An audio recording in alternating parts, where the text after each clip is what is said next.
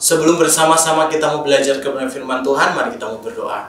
Terima kasih Tuhan Yesus buat kasih setiamu dalam kehidupan kami. Tak habis-habisnya kasih dan rahmat-Mu selalu baru dalam kehidupan setiap kami umat Tuhan. Dan sore malam hari ini dimanapun kami boleh menyaksikan siaran Good News, kami mau belajar kebenaran firman Tuhan di dalam nama Tuhan Yesus Kristus. Haleluya. Amin.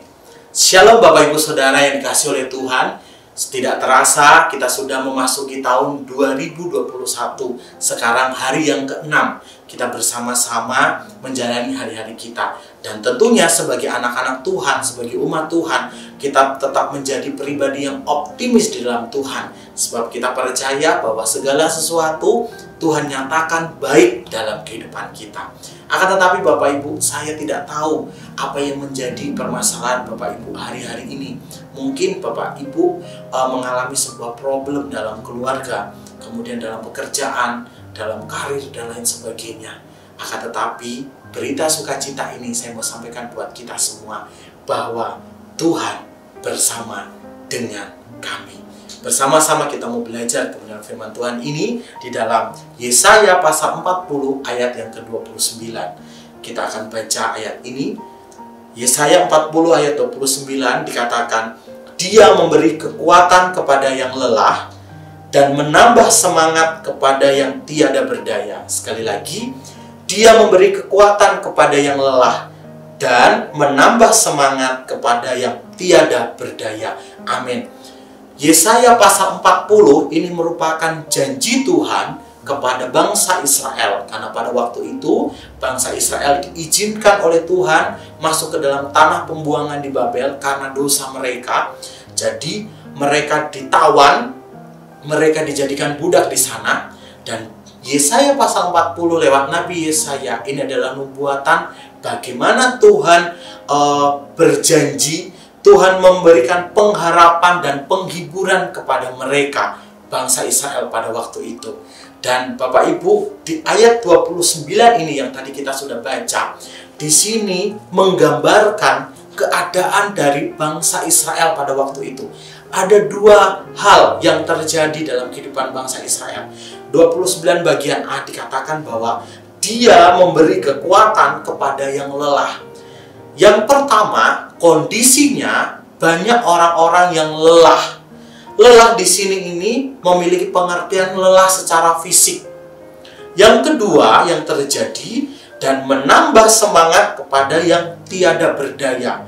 Dalam terjemahan bahasa Inggris, di sana dikatakan kepada orang-orang yang kekurangan tenaga. Saya boleh menggambarkan atau menarik sebuah garis bagaimana keadaan orang-orang ini adalah orang-orang yang hidup tanpa gairah untuk menjalani kehidupan mereka.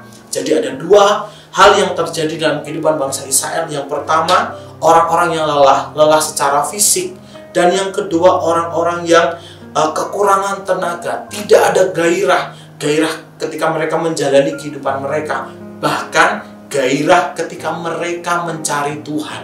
Karena apa? Karena keadaan pada waktu bangsa Israel di tanah pembuangan, mereka harus bekerja. Dan tidak hanya itu, hidup di dalam tekanan membuat mereka seolah-olah membuat mereka itu jauh daripada Tuhan.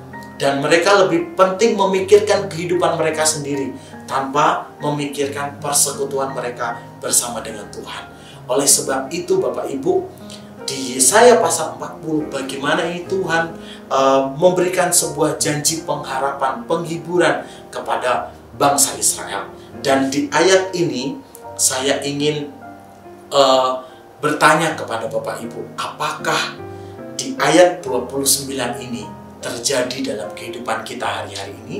Apakah kita ini termasuk dua tipe orang, yaitu orang yang lemah secara fisik kita, atau kita orang yang tiada berdaya, yang hari-hari ini kita hidup itu tanpa gairah untuk menjalani kehidupan kita, untuk menjalani persekutuan kita bersama dengan Tuhan. Tidak menutup kemungkinan Bapak Ibu. Karena apa? Saya katakan bahwa apa yang kita hidupi hari ini itu adalah cetakan dari masa lalu. Sekali lagi, apa yang kita jalani hari ini itu adalah cetakan dari masa lalu.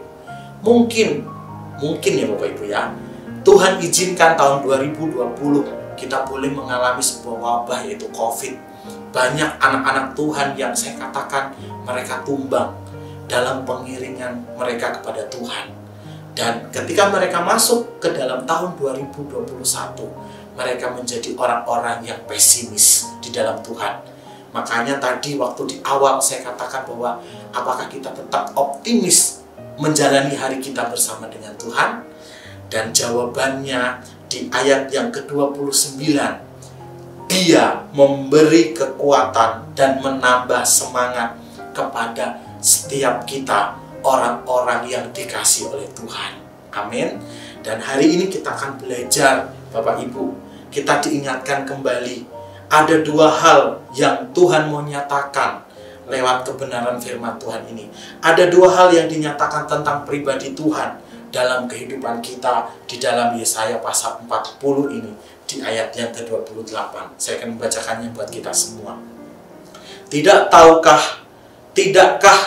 kau tahu dan tidakkah kau dengar?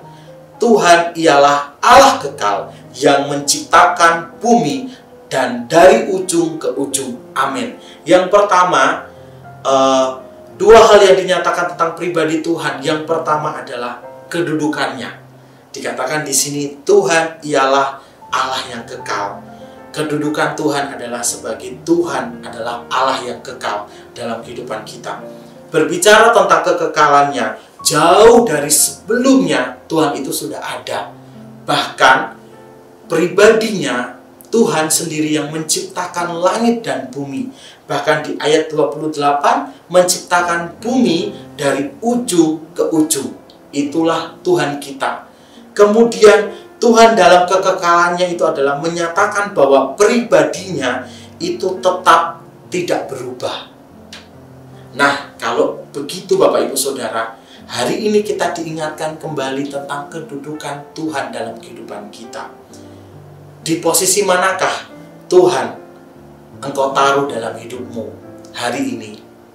Apakah posisi Tuhan yang kekal ini ada di depan kita, yang berjalan bersama dengan kita, atau posisi Tuhan yang kekal ini apakah kita taruh di belakang kita, di tumpukan masalah-masalah kita hari-hari ini? Dan hari ini kita diingatkan kembali bagaimana pribadi Tuhan yang kekal itu boleh menjadi pribadi yang utama dalam kehidupanmu menjalani tahun 2021. Jadikan pribadi yang kekal ini di prioritas tertinggi dalam hidupmu, sebab Dia pencipta hidup kita, sebab Dia lebih tahu daripada hidupmu sendiri. Yang kedua, hal yang dinyatakan tentang pribadi Tuhan dalam hidup kita di dalam Yesaya pasal 40 ayat 28 bagian B, di sini dikatakan bahwa Ia tidak menjadi lelah dan tidak menjadi lesu, tidak terduga pengertiannya. Amin. Yang kedua adalah sifatnya. Sifatnya di sini saya katakan adalah Tuhan itu penuh pengertian. Dalam cerita bangsa Israel diizinkan masuk ke dalam fase pembuangan, itu adalah karena dosa mereka. Pertanyaannya, apakah Tuhan membiarkan bangsa Israel masuk ke dalam pembuangan kemudian Tuhan lepas tangan? Tidak, Bapak Ibu. Tetapi Tuhan tetap menyertai perjalanan bangsa Israel meskipun dalam pembuangan. Bahkan di dalam Yesaya pasal 40, 41, 42 dan seterusnya, di sana Tuhan memberikan sebuah janji kelepasan kepada bangsa Israel. Tuhan tetap menyertai bangsa Israel dalam proses pembuangan di tanah Babel yang dialami oleh bangsa Israel. Nah, Bapak Ibu Saudara yang terkasih dalam Tuhan, saya katakan seperti ini. Tuhan itu benci terhadap dosa. Akan tetapi Tuhan tidak membenci orang yang berdosa. Sekali lagi, Tuhan itu benci terhadap dosa. Akan tetapi Tuhan tidak membenci orang yang berdosa. Saya, Bapak, Ibu, dan saudara semua adalah orang-orang berdosa yang dikasihi oleh Tuhan. Oleh sebab itu Bapak Ibu, inilah pengertiannya Tuhan. Tuhan itu penuh pengertian. Kita adalah orang-orang berdosa, kita adalah orang-orang lemah, kita adalah orang-orang yang gampang jatuh dalam dosa. Tetapi Tuhan itu memiliki pengertian. Dia memberikan sebuah janji, pengharapan, kelegaan dalam kehidupan kita.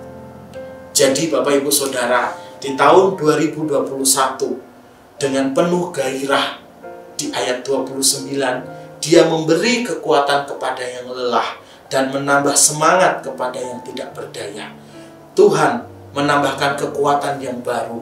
Tuhan menambahkan gairah semangat yang baru dalam kehidupan kita untuk kita menjalani hari-hari kita di tahun 2021. Kita percaya bahwa Tuhan bersama dengan kita semua. Saya tutup dengan satu pujian yang memberkati kita semua. Tuhan yang bersama kami, berjalan bersama kami. Ku tak takut, ku tak gentar, sebab Allahku bersama kami. Jadikan pribadi Tuhan yang terutama dalam kehidupan kita. Dan percayalah, semua rancangan dan rencana Tuhan yang terbaik akan Tuhan nyatakan dalam kehidupan kita.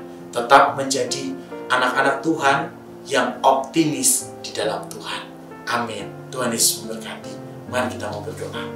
Terima kasih buat kebenaran firman-Mu yang Tuhan boleh nyatakan dalam hidup kami. Hari-hari ini Tuhan, hamba-Mu berdoa buat setiap kami yang mendengarkan. Kami hamba-Mu tidak tahu apa yang menjadi problem, permasalahan dalam hidup umat Tuhan ketika mereka masuk tahun 2021. Apakah mereka menjadi orang-orang yang lelah secara fisik, yang tidak ada gairah untuk menjalani kehidupan mereka. Ampuni setiap kelemahan kami, ampuni setiap dosa kami. Kami belajar kembali bagaimana pribadi-Mu adalah pribadi yang kekal dalam hidup kami, pribadi yang memberikan pengertian dalam kehidupan kami. Kami sadar Tuhan, hidup kami sepenuhnya diberkati dan disertai oleh Tuhan Yesus. Terima kasih. Inilah yang menjadi doa kami di dalam nama Tuhan Yesus Kristus. Haleluya. Amin. Tuhan Yesus memberkati kita semua.